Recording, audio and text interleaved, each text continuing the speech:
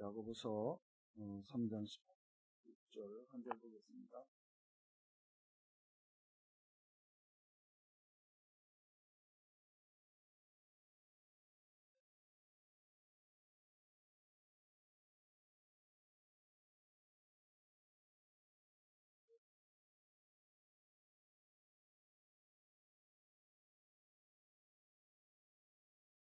하나, 둘, 셋.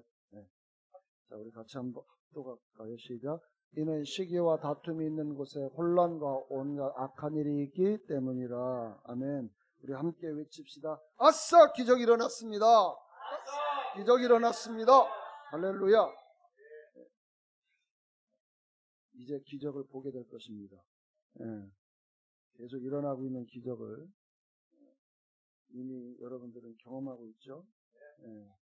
놀라운 일들을 행하시기를 하나님 기뻐하십니다. 우리는 보통 사람이 아닙니다. 우리는 독특한 사람이고 특별한 사람이고 위대한 사람이고 거대한 사람들입니다. 할렐루야. 오늘 저와 함께 은혜를 나누고자 하는 것은요, 항상입니다. 항상. 여러분 이 단어를 기억하셔야 됩니다. 항상. 항상. 제목이 좀 독특하죠? 근데 제가 왜 이 단어를 썼냐면, 여러분들 거기에 제가 이번 한 주 동안 여러분의 마음의 상태가 어떠셨나요? 불안하고 초조하고 그리고 막 분노에 차 있지는 않았어요? 아니면 두려움에 있지 않았어요? 그런데 성령님께서 지난주에 저에게 야, 너 이 마음을 좀 가지고 살아. 그렇게 저에게 말씀하신 것이 뭐냐면, 항상 너 화평한 그러한 상태, 온유한 상태를 유지하라는 거예요. 그래서 저는요, 이번 주 지난주 한 주를 보내면서 제가 이 일상에서 경험되어지고 나타나는 현상들을 보면 나를 화나게 하는 일이 많아요. 나를 분노케 하는 일들이 많아요. 나를 두렵게 하는 일들이 많아요. 나를 시기 질투하게 하는 일들이 많아요. 그러니까 모든 내가 접하고 있는 상황 하나가 나로 하여금 나의 마음의 상태를 평온한 상태, 화평의 상태를 안 만들게 만든다는 사실이에요. 그래서 성령님은 이용아, 너의 마음을 항상 늘 좀 화평한 상태로 좀 만들면 안 되겠니? 라는 사인을 하나님 주시더라고요. 그래서 저는 되도록이면 이 마음을 유지하려고 의식적으로, 의도적으로 노력을 했어요. 그러면서 한편으로 지난 과거를 한번 쭉 들어보니까 참, 제가 이제 올해가 63인데요. 60년생이니까, 맞죠? ha여튼 63살이라고 그래요. 그런데 제가 인식하면서 내가 삶을 살아왔던 과정을 보면, 야, 하루라도 이게 그냥 지나가는 것이 없어요. 다 관련되어 있고 연관되어 있는 일들을 경험하고 왔어요. 그런데 그 과정 속에서 정말 내 마음에 이러한 평강과 화평을 유지하는 상태로 내가 세상과 세상의 그런 것을 드러낸 적이 과연 얼마나 있는가를 보니까 참 굴곡이 많아요. 근데 성경은 우리의 인생이 이렇게 막 시속 게임 하듯이 올라갔다 내려갔다 이런 삶을 하나님이 원하시는 게 아니에요. 이건 내가 그렇게 선택한 거예요. 하나님은 우리가 매일 계속 올라가는 그러한 상태를 원하시는 거예요. 아멘입니까? 자, 그래서 이 항상이라고 하는 이러한 뜻이 뭐냐 보니까 어떤 경우든 한결같이, 어떠한 경우가 있더라도 한결같이 라는 의미가 항상이라는 뜻이에요. 그러면 여러분이 세상과 마주하는 모든 일들을 이제 분명히 이제 오늘 예배를 끝나고 나갈 때 주차 문제로도 부터 시작해서, 그죠? 또 운전하다 보면은 끼어드는 사람들을 통해서, 그 다음에 하여튼 전화를, 누구한테 전화를 받든지 하면은 여러분의 마음의 상태가 어떤 모드로 가요? 은혜의 모드에서 불편한 모드로 이게 바뀌는 거예요. 여러분의 마음의 화평이 없어져 버리고, 또 다른 이 분노 게이지가 올라가는 이러한 일들이 우리 삶 속에서 분명히 벌어질 거라는 거죠. 그때에 그럴지라도 여러분 화평한 상태를 좀 만들려고 하는 것이 성령님께서 우리에게 말씀하시는 거예요. 저는 그래서 앞으로도 이 의식을 가지고 한번 이번 한 주도 더 살아보려고 하는 거예요. 왜? 이거는 그래서 제가 단어를, 왜 제목을 온유한 마음 상태를 유지해서 이렇게 어떤 좀 결론적인 어떤 이러한 단어를 써서 이 제목만 부르면 그렇지 이게 와야 되는데, 저는 이 항상이라고 하는 단어, 형용사죠. 항상.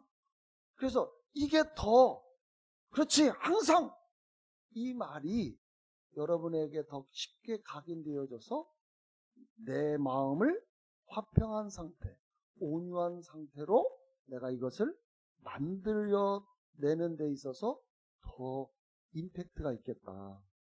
그래서 제가 오늘 제목을 항상이라는 단어를 썼어요. 이해가 되시죠?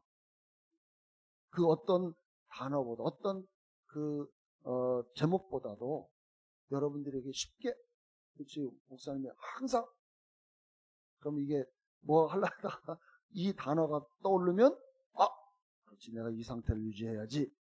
이게 오늘 성령님께서 여러분에게 주시는 메시지예요. 참 이렇게 산다는 게 쉬운 게 아니에요. 어려워요. 그렇지만 주님이 오늘 그렇게 살라고 오늘 우리에게 말씀하고 계시다는 겁니다. 아멘. 그래서 여러분, 이 개역 한글, 이게 지금 킹제임스인가? 개역 한글로 보시면은 시기와 다툼이 있는 곳에는 요란함과 모든 악한 일이 있다. 여러분 보세요. 오늘 현대어 성경도 되나? 네. 질투나 이기적인 욕심이 들끓는 곳에 무질서와 온갖 악한 것들이 범람한다. 왜 하나님께서 우리에게 화평함을 유지하라고 할까? 여러분, 질투, 시기심, 이기심, 이런 어떤 욕심이 되어지면 뭐가 있어요? 무질서해지는, 혼란해지는 거예요. 여러분의 삶이 혼란하지 않게 하라는 하나님의 음성입니다. 여러분이 평온한 화평한 마음을 갖지 않은 상태로 살아간다고 하면 거기에는 여러분 혼란함이 가중되는 거예요. 결국 뭐예요? 온갖 악한 것들이 범람.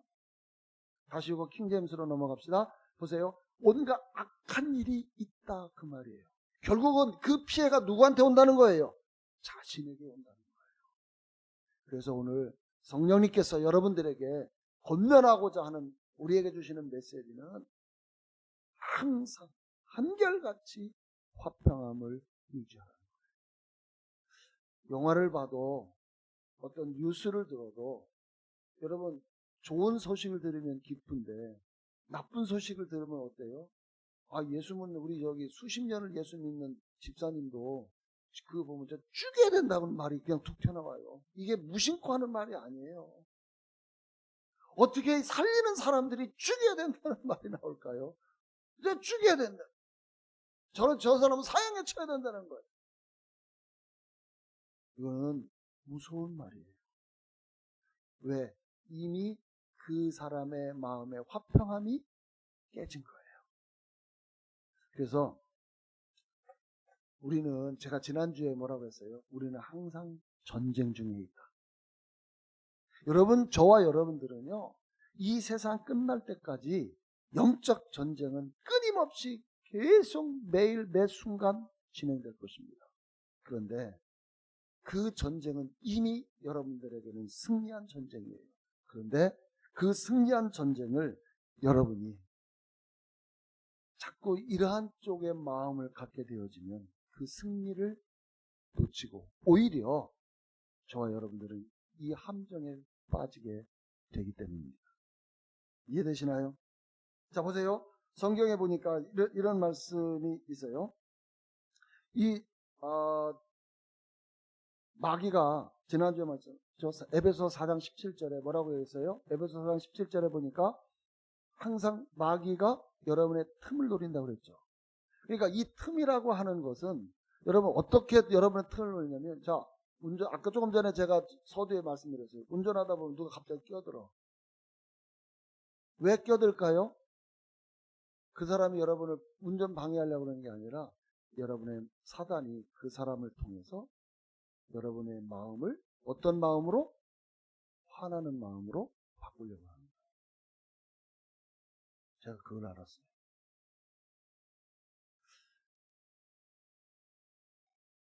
오늘 저와 여러분들이 이런 사단이 여러분들을 쓰러뜨리기 위해서 그 틈을 어떻게든지 벌리려고 다양한 방법으로, 근데 아주 사소한 것으로 여러분의 틈을 벌린다는 사실을 아셔요. 근데 가장 가까운 사람이 뭐냐면 가족이에요. 가족. 예배를 지난주 집사님도 그 간증하시고, 얘 교회를 가려고 하면 화를 내고 자식이 속을 새기고, 아니면 누군가 친척 중에 가까운 자녀들 외출 중에 출탄 중에 어떤 다쳤다는 소식을 들었고, 하여튼 가진 방법으로 여러분의 은혜의 자리에 있지 아니하도록 사탄은 틈을 노리고 있다는 거예요. 그러므로 그럴 때에 여러분들의 마음이 불안해하거나 또 조바심을 내거나 또 힘들어하는 어떤 이러한 모습을 절대 내서는 안 된다고 하는 사실. 그때마다 우리는 뭘 생각해? 항상 여러분의 마음을 평안한 화평의 상태를 만들라는 거예요. 아멘. 이 마음을 빼앗기는 순간 그때부터는 불안하고 초조해져요. 그때부터는 여러분들이 일을 하는 이런 것들이 서툴러져요. 오늘 그래서 여러분들에게 주님이 우리에게 말씀하시는 거 뭐냐면, 얘야, 화평한 상태를 유지해라. 언제? 항상.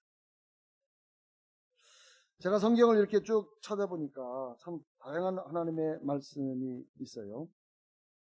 고린도전서 14장 33절에 보니까, 보세요. 고린도전서 14장 33절에 보면 시작. 이는 성도들의 모든 교회에서와 같이 하나님은 혼란의 창시자가 아니라 화평의 창시자다. 자, 이거를 개혁한 걸로 다시 바꿔봅시다. 오직 하나님은 화평의 하나님이셔요. 그러니까 화평의 하나님이시기 때문에 그분은 우리에게 뭘 주시는 거예요? 화평의 하나님으로. 또한 우리도 화평한 가운데 지낼 수 있다라고 하는 것입니다. 아멘. 네. 자, 그 다음에 이사야 32장 17절에 보니까, 이렇게, 의의 공효는 화평이요 의의 결과는 영원한 평안과 안전이요. 이거를 세 번역으로 한번 봅시다. 쉽게 보려면 의의 열매가 뭐예요? 평화예요. 그러니까 여러분이 화평한 가운데 있다고 하는 것, 의의 열매를 맺는 것입니다. 근데 의의 결실은 뭐예요? 영원한 평안과 안전이라는 거예요. 그러니까 사단은 항상 여러분을 불안, 초조, 그 다음에 분노, 부정적 이러한 쪽으로 계속 여러분들을, 마음의 불안함을 계속 여러분들에게 그냥 파도를 일으켜가지고 여러분이 잔잔한 상태를 유지하지 못하도록 만들 거라는 거예요. 그러나 그 가운데 화평의 하나님이 여러분의 주인이듯이 그 주인이 여러분 안에 계시잖아요. 우리가 언제나 이것은 내가 화평을 이거는 선택해야 되는 거예요. 아멘. 마태복음 5장 9절 볼까요? 자, 개혁 한글로 봅시다. 시작. 화평케 하는 자는 복이 있나니 저희가 하나님의 아들이라 일컬음을 받을 것이요. 화평케. 그래서 우리는 화평의 사람들이기 때문에 여러분들은 평화의 사람들, 피스메이커들이에요. 그래서 여러분이 가는 곳은 평화의 사람들이기 때문에 여러분이 오히려 가는 그 어지럽고 혼란스러운 자리가 오히려 화평의 자리로 변화되게 하는 그러한 능력의 사람들이라는 거예요. 근데 여러분이 불안해하면, 여러분 오너가 불안하면 직원들은 어떻게 될까요? 더 불안한 거예요. 누가 그러잖아요. 대통령이 기침하면 저 밑에 있는 사람 감기 걸린다고. 예.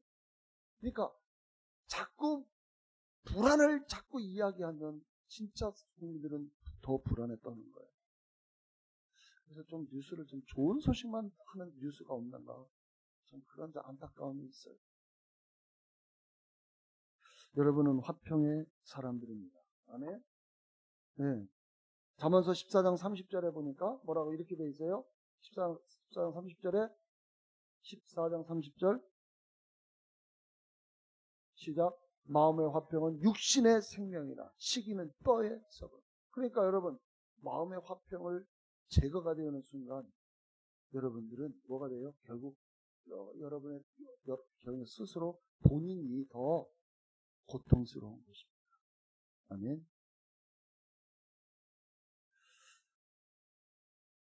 여러분은 어떻게 하시겠습니까? 야고보서 3장 18절 시작. 화평케 하는 자들은 화평으로 심어 의의 열매를 거두니. 그래서 결국은 아까 우리는 화평한 가운데 우리는 좋은 열매를 맺을 수가 있는 것이지 여러분에게 화평한 마음이 아닌 것은요 결국 열매를 거둘 수가 없는 것입니다. 아멘. 그래서 제가 여러분들이 다른 거 어떤 것보다도 여러분의 마음의 상태를 늘 평화의 상태, 잔잔한 상태를 만들어야 사실은요 생각이 집중해도 좋은 생각이 나와요. 이게 불안하잖아요. 마음의 이게 막 불편하고 불안해하면 막 사람이 조바심이 나기 때문에 좋은 아이디어를 놓쳐요. 그래서 여러분들이 어떤 문제에 봉착했을 때에 불안한 마음을 갖는 것이 아니라 그때 차분하게 조용히 여러분 오히려 마음의 냉정을 찾고 뭘 하느냐? 하나님 앞에 하나님 기도하는 묵상하는 거예요. 여러분의 마음의 상태를 유지를 해서 그리고 성경이 이 상황에 대해서 무엇라고 말씀하시는가를 여러분들이 찾아서 그 말씀에 가지고 선포하시고. 아멘. 네. 사실은 로마서 6장 16절에 보면 이런 말씀이 있습니다. 시작. 너희 자신을 종으로 들여 누구에게 순종하든지 그 순종함을 받는 자의 종이 되는 줄 너희가 알지 못하느냐? 혹은 죄의 종으로 사망에 이르고 순종의 종으로 의에 이르느니라. 보세요. 여러분의 마음의 평강을 잃어버리잖아요. 그러면 그 평강을 잃어버리는 순간 이 마음은 누구의 마음, 누가 준 마음이에요? 사단이 준 마음이거든요. 그러니까 여러분들이 사단이 준 마음을 잡았기 때문에 누구의 종이 되는 거예요? 사단의 종이 되는 거예요. 그러니까 여러분들은 두 가지예요. 내가 사단의 종으로 사느냐, 하나님의 종으로 사느냐. 그러니까 여러분들 삶 속에서 우리가요 예수 믿는다고 하는 많은 사람들이 어떻게 보면 사단의 종으로 살아가는 사람들이 부지하게 많아요. 그래서 죄의 종으로 결국은 뭐예요?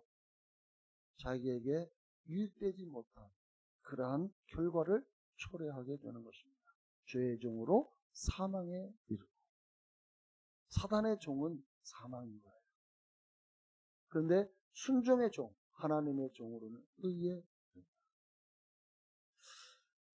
여러분의 마음의 문을 좀 잘 단속했으면 좋겠어요. 문을 활짝 어느 쪽으로 열어놓을까요? 하나님의 쪽으로 여러분의 문을 활짝 여셔야지 마귀 쪽으로 문을 열어놓으면 마귀가 여러분들에게 틈을 타고 들어와서 여러분을 결국은 사망케 하는 거예요. 요한복음 10장 10절에 도적이 오는 것은 뭐예요? 도적질하고 여러분의 마음을 도적질하는 거예요. 여러분의 마음을 도적질해가지고 불편하게 만드는 거예요. 그래서 도적질하고 죽이고 멸망시키는 것이라고 이야기를 합니다. 그러니까 내가 사단에게 문을 여는 순간 사단은 여러분들을 종으로 부려서 사망케 이르게 한다는 사실을 꼭 기억하셔야 됩니다. 그래서 여러분 우리가 시기와 다툼, 우리 본문을 다시 한번 띄워보세요. 본문을 다시 보면 뭐라고 되어 있냐면 시기와 다툼이 어디서 나와요? 내가 불편한 이런 환경 속에 오는 것을 내가 받아들이기 때문에 그런 거거든요. 그때에 요란이 있어요. 불러놔요. 네. 그 다음에 모든 악한 일이 생겨요. 그래서 우리가 인생을 살아갈 때에 좀 이러한 상태를 좀 여러분들이 만들어 갔으면 좋겠습니다. 아멘. 네. 자, 보세요. 이 화평한 상태, 이게 바로 이제 온유한 마음과 연관되어 있는데요. 온유한 마음. 그래서 우리가 마태복음 5장 5절에 보면 이런 또 온유한 자는 복이 있나니 땅을 기업으로 받는다. 그러니까 자기의 상태를 온유한 상태, 이 온유한 것은요, 어떻게 보면 그 내유외각, 네. 이 내면이 강한 사람이에요.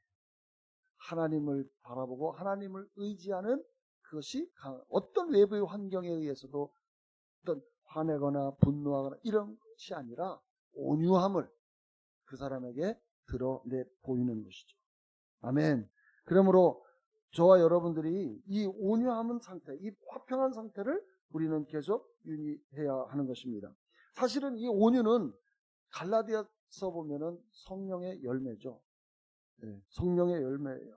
그래서 이 열매를 여러분들이 늘 맺어야, 영의 열매, 성령의 열매라고 하지만 우리는 영의 열매라고 그러는데 이 영의 열매를 맺어야 하는 것입니다. 제가 성경을 보니까 보세요. 그 창세기에 보면은 최초의 살인자가 누구예요? 가인이죠. 가인. 자, 이 가인이 어땠을까요? 자, 창세기 4장 4절을 보니까 보세요. 아벨은 자기도 양의 첫 새끼와 그 기름으로 드렸더니 여호와께서 아벨과 그 제물을 연락하니. 자, 보세요. 우리가 이 예물을 하나님 앞에 드릴 때에 여기 보세요. 제물만 연락한 게 아니라 뭘 봐요? 아벨과예요. 아벨과. 그러니까 드리는 사람의 마음, 드리는 사람의 심정, 이 전체를 다 받으시는 거예요. 그리고 그 예물을 연락하십니다. 자, 그런데 5절에 보니까 가인과 그 제물은 연락하지 아니하신지라 가인이 심히 분하여 안색이 일어나니. 누구를 그럼 시기했을까요? 동생을 시기한 거죠. 제 거는 받았는데 내 건 왜 안 받습니까? 화가 나 있는 상태. 그러니까 그 결과가 뭐예요? 결국은 6절 하나님께서 그걸 아시고 경고를 하시죠. 야, 너 분내는 거, 너 화내는 거, 너 조심해. 너 이렇게 하면 안 돼! 경고함에도 불구하고 7절 보니까 결국 8절 아벨을 죽이죠. 그러니까 7절에 보면 하나님께서 그러죠. 야, 네가 선을 행하면 낯을 들지 못하겠느냐. 선을 행하지 않으면 죄가 문에 엎드립니다. 죄의 소원은 내게 있으나 너는 죄를 다스려. 그러니까 여러분에게 분노가 있지만 다스릴 수 있다라는 거예요. 다스리라는 거예요. 근데 다스리지 못한 거 어떻게 돼요? 결국은 동생을 죽이는 인류의 최초의 살인자가 됩니다. 근데 이 가인이 이 아벨을 죽임으로써 결국 어떤 결과를 초래했냐? 아담이 범죄한 것은요, 땅에 이런 잡풀이, 엉겅퀴를 나게 했잖아요. 그런데 가인의 이런 살인은요, 땅의 효력을 없애버립니다. 그러니까 땅의 효력이 없으니까 어떻게 돼요? 계속 뭔가를 공급하지 않으면 안 되도록 되어 있어요. 이게 무서운 재앙이죠. 네. 그 뒤에 읽어보시면 여러분 이해될 거예요. 자, 모세를 한번 볼까요? 자, 모세는요, 사도행전 7장 22절에 보니까 이런 말씀이 있어요. 모세가 애굽 사람의 학수를 다 배워 그 말과 행사가 능하더라. 이거를 세번역으로 한번 읽어보면 이렇게 돼요. 모세는 이집 사람의 모든 지혜를 배워서 그가 하는 말과 하는 일에 능력이 있었다. 이렇게. 그러니까 세상의 학문을 많이 배워야 되는 이유 중에 하나는 능력이 있어요. 근데 이거를 등한시하면 안 돼요. 이게 사람들은 배우는 것을 너무나도 별로 이게 자신의 능력을 발휘할 수 있는 그 기회들을 스스로 버리는 경우가 너무 많아요. 그래서 학생은 인생의 전부는 아니지만 학생으로서는 전부잖아요. 공부할 수 있는 기회가 그때밖에 없으니 여러분 모세도 그 배웠기 때문에 능력이 있었다는 거예요. 그런데 이 능력을 가지고 어떻게 해요? 40세 됐을 때에 이제는 내가 한번 나가서 한번 내 능력으로 뭔가 해보겠다고 하니까 그래서 결국은 자기 동족 찾아가서 막 이집트인과 싸우는 걸 모습을 보고 이집트는 살인해 버리잖아요. 그래서 하나님께서 어떻게 해요?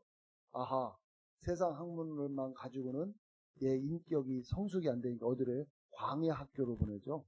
광야 학교 40년을 훈련을 시키는 거예요. 그래서 80세에 다시 떨기나무로 불러내는 것이죠. 자, 그런데 거기에 민수기 12장 3절에 보니까 이런 말씀이 있어요. 모세로 말하자면 땅 위에 사는 모든 사람 가운데 가장 겸손한 사람이다. 우리말 개역 한글은 뭐라고 하냐면 온유함이 지면에 모든 사람 다 승하더라. 결국은 모세는요, 훈련받고 나니까 온유한 자가 되었어요. 온유한 자가 되니까 하나님이 그를 통해서 뭐를 해요? 출애굽의 리더로 세우시는 것입니다. 아멘. 네. 근데 이 리더로 세워서 잘 출애굽해가지고 가는데 결국 실수 한 번 하죠. 민수기 20장에 보니까 2절부터 쭉 읽으면 민수기 20장 2절부터 회중에 물이 없으니까 또 모세와 아론을 원망을 해요. 그러니까 하나님께서 모세한테 명하죠. 반석에 명하여 물을 내라. 여러분 뭐라고요? 명하여 물을 내라. 명하여 물을 내라 그래서 명하여. 보세요. 너희는 반석에 명하여 물을 내라. 내가 그 반석으로 물을 내게 하여 회중과 그들의 짐승에게 마시울지니라. 그런데 어떻게 했어요? 모세가 그 명대로 여호와 앞에서 지팡이를 취해가지고 명한 게 아니라 뭐예요? 지팡이로 반석을 2번 치매 물이 많이 솟아나오므로 회중과 그들의 짐승이 마시니라. 보세요. 명하라고 했을 때는 명해야 되는데 쳤어요. 그런데도 물은 나왔어요. 그런데 이 결과로 어떤 결론을 맞아요? 12절 여호와께서 모세와 아론에게 이르시되 너희가 나를 믿지 아니하고 이스라엘 자손의 목전에 나의 거룩함을 나타내니 아니하므로 너희는 이 총회를 내가 그들에게 준 땅으로 인도해 드리지 못하리라 하시니라. 13절 이스라엘 자손의 여호와와 다툼으로 물이 바물이라 했다. 거룩함을 나타내지 않았다. 여러분 모세가요 이 반석을 명하여 내라고 했을 때 명했으면 됐는데 명하지 않고 치니까 하나님께서 바로 너는 가나안 땅에 못 들어가 이렇게 된 거예요. 여러분 이 안에 분노 사실 그래요. 아무리 이게 참 온유함이요